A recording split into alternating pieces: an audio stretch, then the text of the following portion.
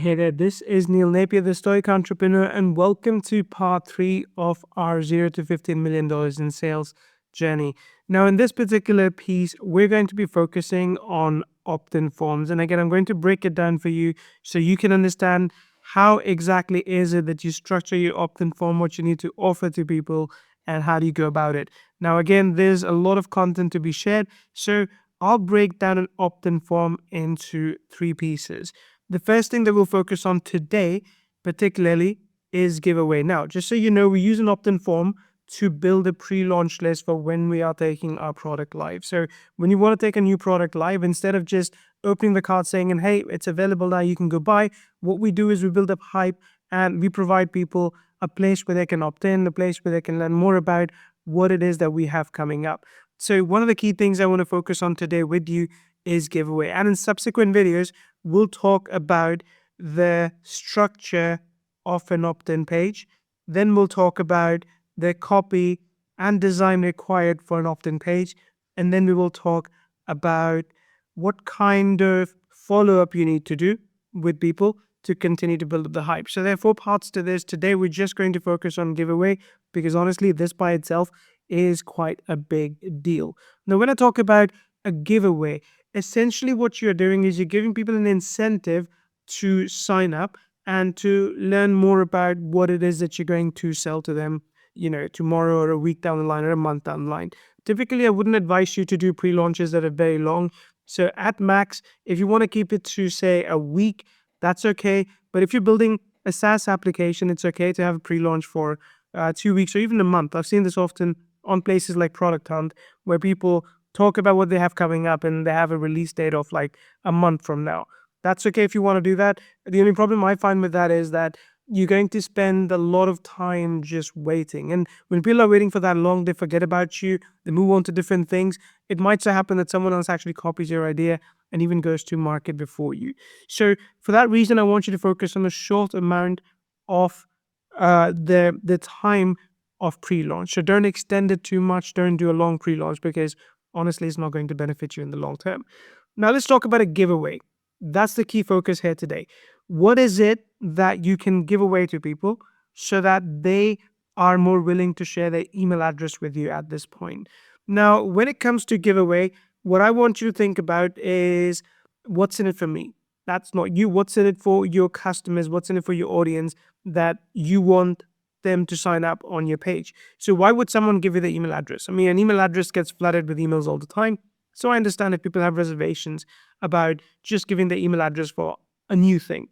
So what you need to do is you need to convince them that giving you the email address is in their best interest right now. The easiest way to convince them is give them what I would like to call a no-brainer gift. Now, obviously, a no-brainer gift for me to give to you would be just sign up and I'll send you $100. That sounds like a no-brainer gift, right? Obviously, I can't do that because that's too expensive. But you do the next best thing, which is, hey, let me tell you this unique thing that you can do, and you can do it easily. Remove all objections. You can do it with minimal effort, in minimal time, and you can get maximum results. Because at the end of the day, that's what we want. We want the best kind of outcome without having to put a lot of time or a lot of effort into these things. So in this case, what you can do is you can just go ahead and offer them something which, while it may seem too good to be true, it's actually quite realistic, right? So when they look at it, they feel like, yeah, actually, you know what, that makes a lot of sense and I could do this too. Now, what is that thing? Of course, you could try and give up the entire system that you're going to offer to them in a few days. You don't want to do that because obviously you want to sell that system. So what works very well for me to build up hype, build up that trust, is showing them that the outcome is in fact possible. That what it is you're saying is in fact a realistic thing that they could achieve if they put the time and effort that you're asking them to. And that pretty much all the time works out using case studies. I found case studies to be, I've tested many different ways of doing lead magnets, gifts and giveaways and whatever. And I find case studies to be the best balance between something valuable, something that builds a know, like, and trust, and something that gets people excited to eventually buy from you. So a case study. So let's say if you were doing a product launch of an email marketing platform, Mailvio, which is what we have as one of our portfolio companies, we could teach people something about three-wave sending that my business partner has developed that can double their open rates, that can double their click-through rates, and showing them actual result, not just the methodology, but it's showing them what we did over a course of 7 days that doubled our open rates and click-through rates. So that would be a good thing to offer, because this is not just theory, this is actually us showing what we did step by step, what was our before picture and what was our after picture. So that's really good. Let's say another platform they were offering would be Content Gorilla, where we are helping people to do automated blog posts. So showing them how we went from 0 to 365 blog posts, and in that, how our traffic went from 0 to 100,000 visitors a month would be a really, really good case study, because that'd be realistic. It's even better if you can actually bring a case study from a third party. Now, someone that has used your product or service in the past to get results, that's what you can do.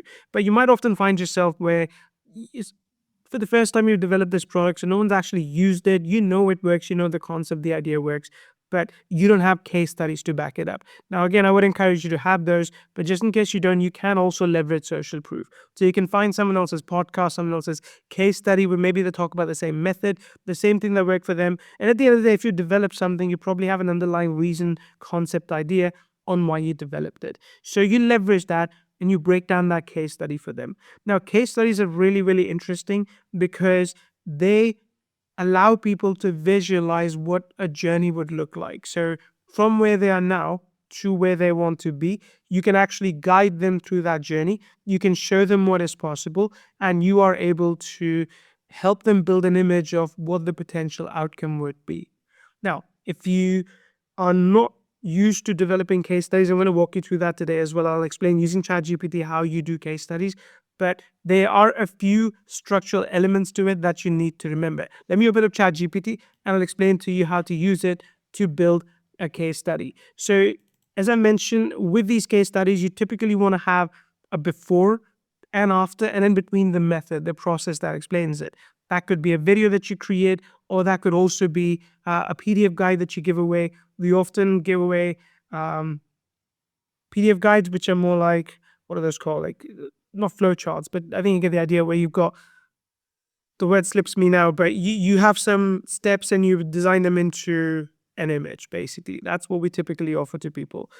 So what you can do with ChatGPT is you can explain to ChatGPT what it is you want to do, and you can just let it create that case study for you.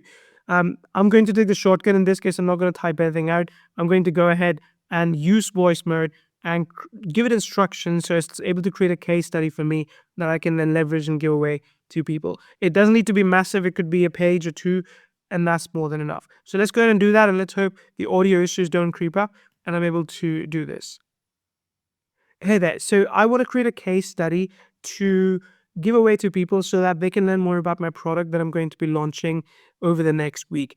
I want you to create this case study for me from start to finish. Follow the typical structure of the case study, show people what the problem was, show people what the process we followed to fix that problem, and then show people what the outcome was. Ideally, you want to use the outcome in the beginning to tease them a little bit to make sure that they follow along the case study. So use the best practices as you are able to. Now, let me explain exactly what we did, what worked for us, and what process we followed. So we were struggling to get organic traffic using Google SEO, and we decided to leverage the possibility of creating automated AI content using ChatGPT API that we publish on our own blog.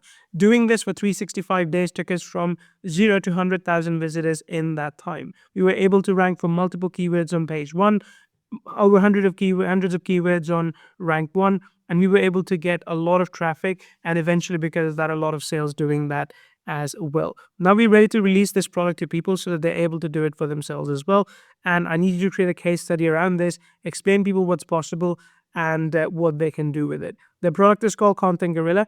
I want the case study to be educational, informative, fun, and at the same time, tease people about what's coming down the pipeline and something that they can do for themselves.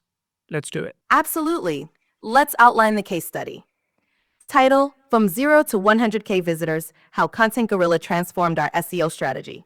Introduction. Start with the All right, so there you go. As you can see, our case study is now written. To be honest, it's a little bit small. So what I can, of course, do is I can ask ChatGPT to expand on it. Not a big deal, but a couple of pages of A4 with a nice design, with a nice cover thrown in is a really good giveaway. It's a really good lead magnet. Now, this is good because, like I said, it allows people to see how their journey is mirrored through this because they face these challenges themselves as well, most likely, which is why, of course, they would opt in. And we get a solution and the results as well. So the more you can expand on this, the better you can make it, the more desirable your product will then become. So try this out, create your own giveaway, use case studies because I think they work the best. And then I'll see you in the next part where we'll talk about the structure of your opt-in page. In that case, I'll give you some examples and I'll show you how you should ideally structure your opt-in pages.